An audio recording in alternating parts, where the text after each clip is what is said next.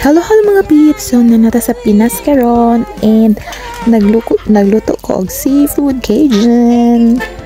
Hoy, with matching sayaw-sayaw ni ha. Hi mga peeps!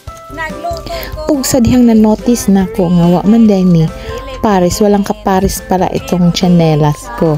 Yellow o red, maluoy na lang ta. Hi mga peeps! Sa mocha, oy!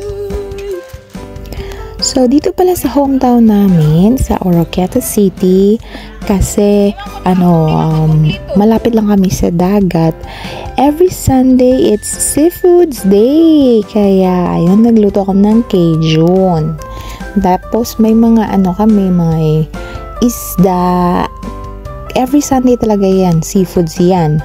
Ito, may isda, nag-grill kami ng isda, yung gusto or sa English is simos, ewan ko. Tapos syempre may adobo, tapos kamote at saging. Ang sarap niyan pag may kinilaw. Ayan, may kinilaw kami. Ito yung pagkain namin every Sunday, may seafoods talaga. So that's all for today. Enjoy. Babushka,